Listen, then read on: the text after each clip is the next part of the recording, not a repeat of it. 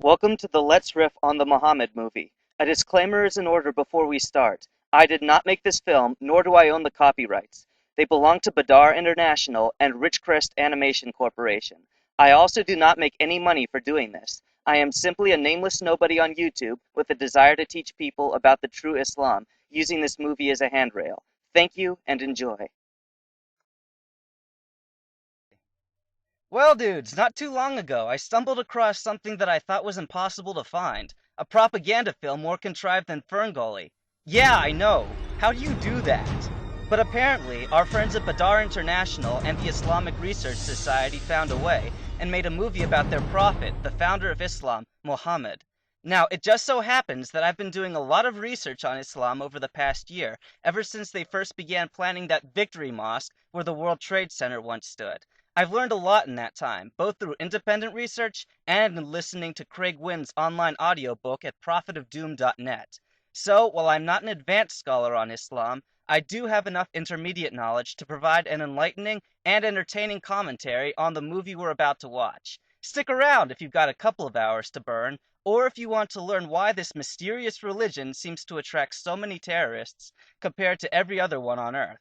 Oh, and one last thing before we begin. This movie will be stop and start as I continue to insert commentary. But trust me, we'll be needing it that way. Okay, here we go.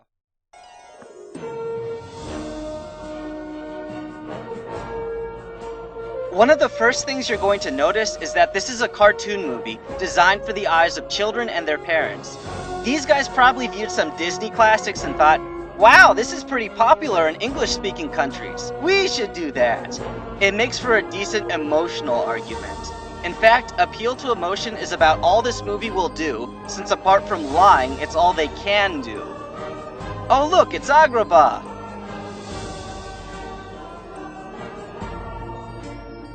Nah, this is Mecca. And there's the Kaaba in the middle, their Allah shrine, wrapped in its prayer blanket.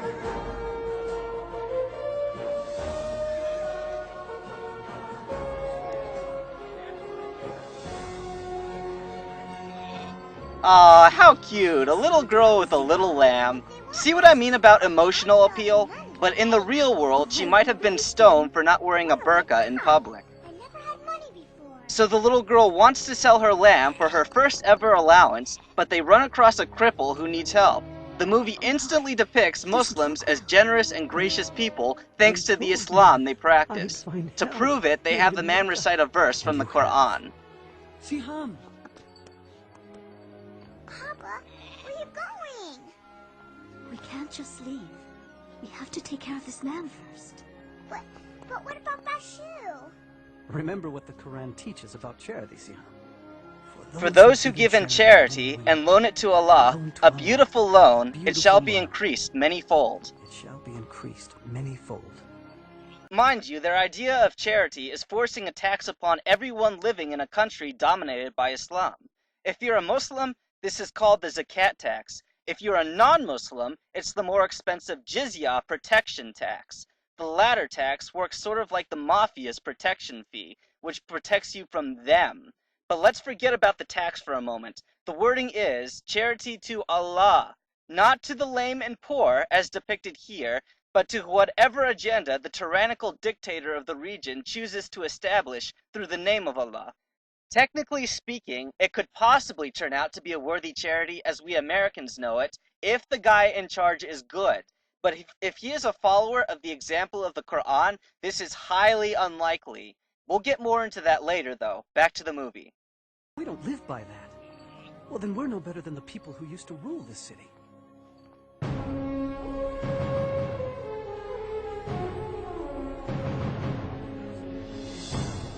You know, Siham, Mecca was a different place then. Hundreds of idol gods surrounded the Kaaba. And for people who were poor, like myself, life was very difficult. The previous Meccans were indeed idolaters, but the difficulty of life for the poor has never changed since, as the movie claims. I'll take that. When I loan money, I expect to be paid back. Please, I need it. My family is hungry. You should have thought of that before.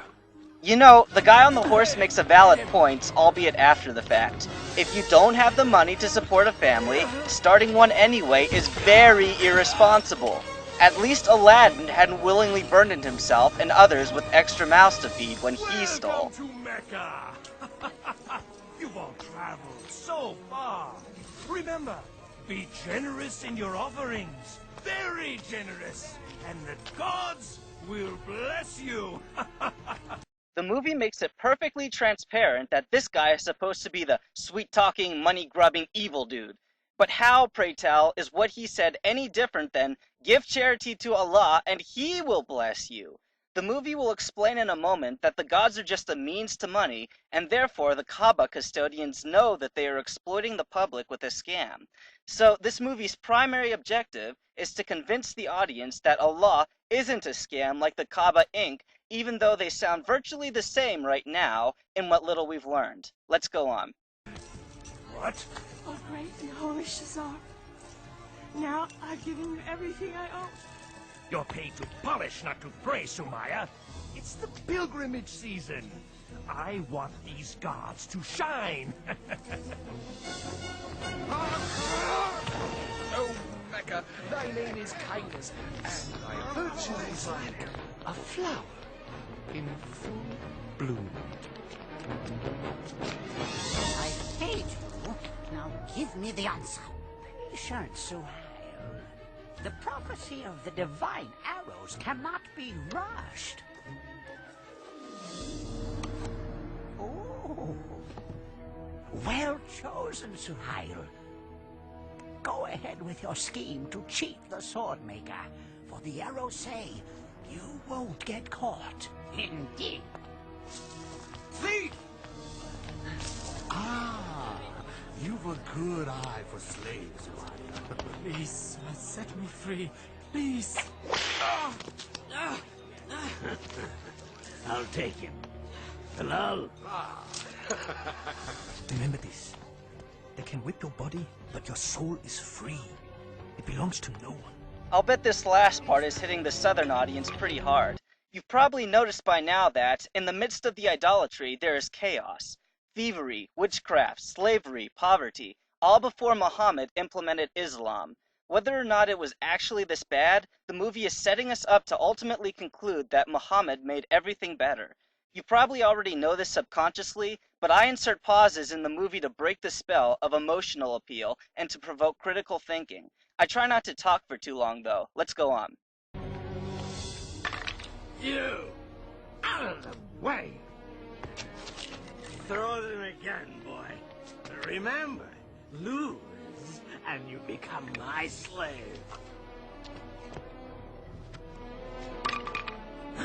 No! You're mine!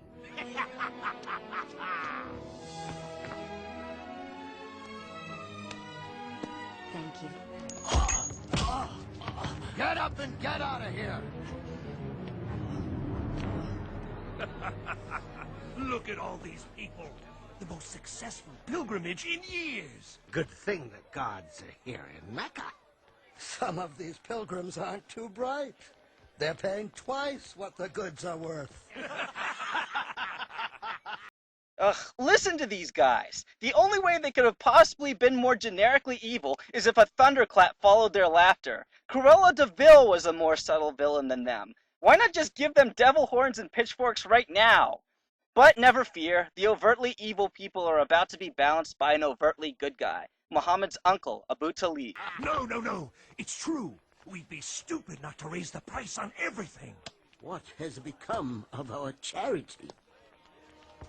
These pilgrims are on a sacred journey to a holy place. We used to take pride in supplying water and shelter for the faithful. Now, it seems, we pride ourselves in taking advantage of their devotion. I won't listen to this. He's Abu Jahal. Abu Talib is our leader. Yes, and he's my brother. But that doesn't mean I have to sit here and listen to false accusations. The pilgrims would dry up and blow away if it weren't for us. We're worth 10 times what we take. If thinks he can lecture us just because his clan takes care of the Kaaba. We must change our ways. Careful, Abu Talib.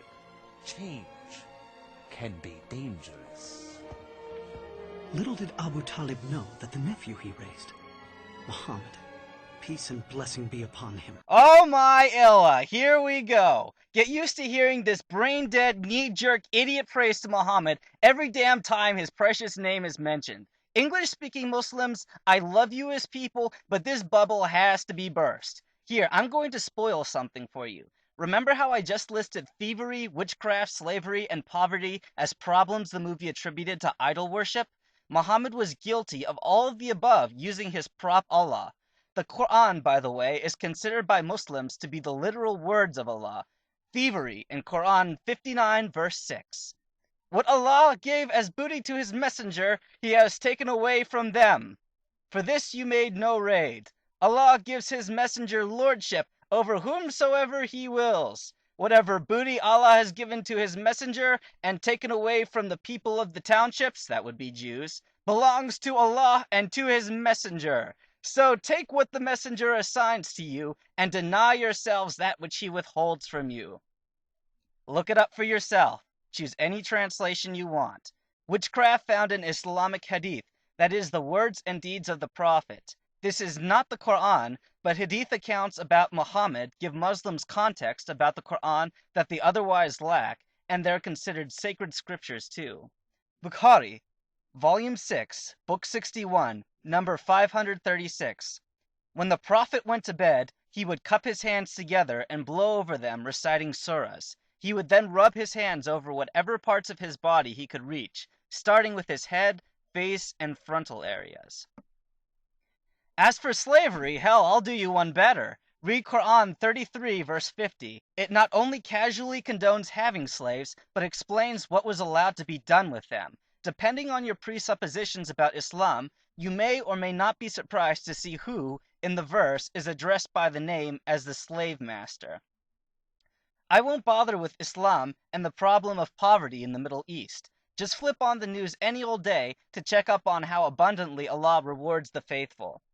So, before I put the movie back on, please understand that when I show revulsion at the Islamic practice of praising Saint Muhammad, I do so not out of blind and bigoted hate, but because an immoral hypocrite is being venerated as a good person. It is the rational response. Was about to change the world forever. For at that time, at the age of 40, he was climbing toward a cave outside the city. To be alone, to pray and ponder. He was troubled by all the injustice of Mecca. Slavery, the mistreatment of women, greed, gambling, the sacrifice of babies, Look at how Badar and the International reliance depicts on their idol prophet as gods a made gentle of wood animal and stone. lover who wouldn't hurt a fly. Not the Light one years from the truth, but Abraham, child Moses, friendly. and Jesus. Actually, the true So God as refers he to did himself everywhere, as the God of Abraham, he came Isaac, to and that Jacob, cave. so this Muslim revision was Suddenly, uncalled for.